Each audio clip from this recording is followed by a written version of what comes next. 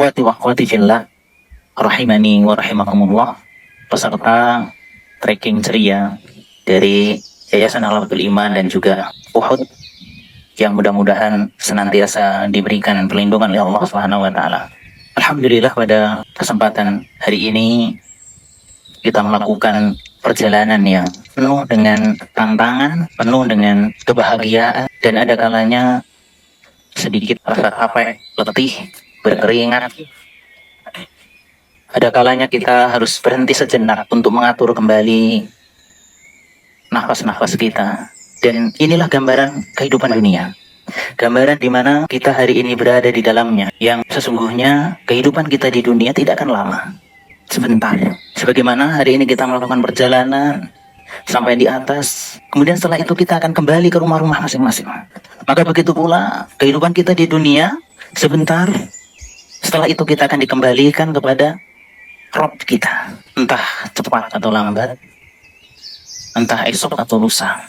Maka pertanyaannya, sudah siapkah kita? Sesungguhnya perjalanan menuju keridhaan Allah, surganya Allah Subhanahu wa taala, dipenuhi dengan rintangan dan tantangan. Bukan jalan yang mulus, akan tetapi jalan yang terjal. Ada kalanya kita harus mencari sesuatu untuk menopang tubuh kita, bersandar sejenak dari letihnya kehidupan dunia. Kalau kita tidak hati-hati, kita bisa tergelincir, bisa terperosok. Maka ketahuilah sesungguhnya setiap nafas yang berhembus dari tubuh kita mengurangi jatah kehidupan kita.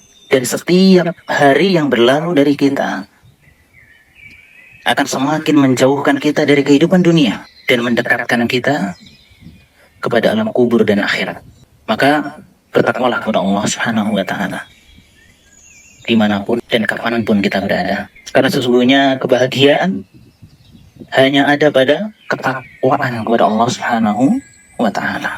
Dan kehidupan dunia ini tidak akan lama. Seorang muslim akan seluruhnya dikembalikan kepada Allah Subhanahu wa taala.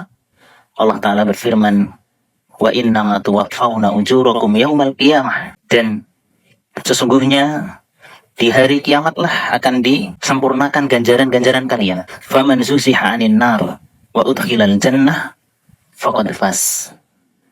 Maka barang siapa yang diselamatkan dari api neraka dan dimasukkan ke dalam surganya Allah Subhanahu wa taala, maka sungguh dialah orang yang beruntung. Kemudian Allah mengatakan, wa mal hayatud dunya illa mata'ul ghurur. Tidaklah kehidupan dunia ini kecuali kesenangan yang menipu. Tujuan Allah Subhanahu wa taala menciptakan alam semesta yang hari ini kita lihat dengan mata kita. Gunung, bukit, lembah, sungai, langit yang kita lihat dengan mata kita hari ini. Seluruh alam semesta ini Allah ciptakan untuk kita, untuk kemaslahatan manusia. Tapi pertanyaannya, untuk apa kita diciptakan? Ketika seluruh alam ini Allah ciptakan untuk kemaslahatan manusia, dan manusia itu sendiri Allah ciptakan untuk akhirat. Dunia Allah ciptakan untuk kita, tapi kita Allah ciptakan untuk akhirat. Maka masing-masing bermuhasabah, introspeksi diri. Karena sesungguhnya orang-orang yang bisa bermuhasabah, mengintrospeksi dirinya di dunia, maka akan ringan kisahnya di akhirat, dan baik pula tempat kembalinya, itu surganya Allah Subhanahu wa taala. Adapun orang-orang yang tidak bisa bermuhasabah diri, tidak bisa mengintrospeksi dirinya, maka akan semakin kekal kerugian dia, semakin panjang berdirinya dia di padang mahsyar, dan keburukan-keburukannya akan melebihi kebaikan-kebaikannya.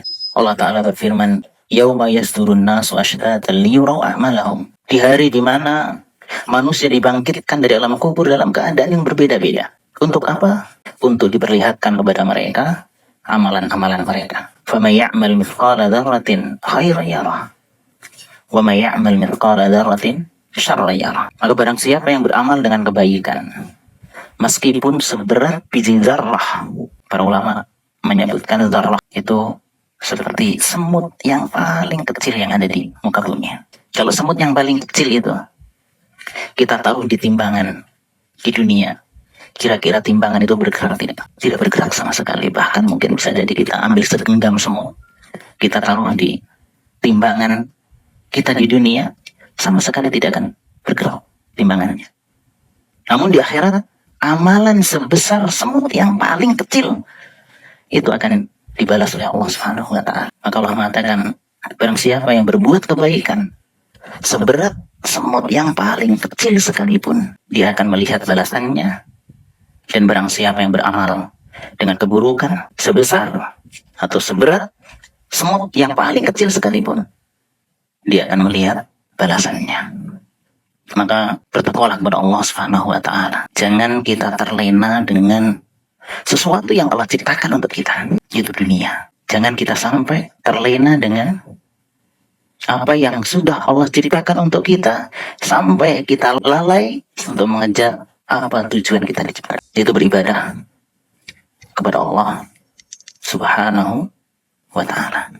Berbahagia di dunia boleh, bersenang-senang boleh, akan tetapi ingat, tujuan kita sesungguhnya bukan kehidupan dunia, tapi tujuan kita sesungguhnya adalah kehidupan akhirat. Apakah kita akan mengorbankan umur kita yang sedikit atau sebentar di dunia dengan bersenang-senang, kemudian kita mengalami kesengsaraan abadi di akhirat? Atau kita balik, kita bercapek-capek di dunia, berletih-letih di dunia sebentar, tapi kita akan mendapatkan kenikmatan yang abadi di akhirat. Ini sedikit mau'izah, nasihat untuk kita semua.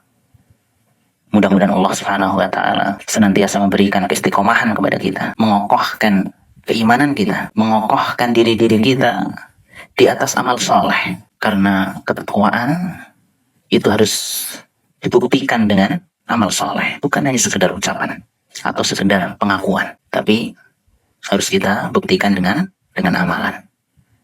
Wassallallahu ala nabiyyina Muhammad wassallallahu alaihi wasallam wa akhiru da'wana alhamdulillahi rabbil alamin. Wassalamualaikum warahmatullahi wabarakatuh.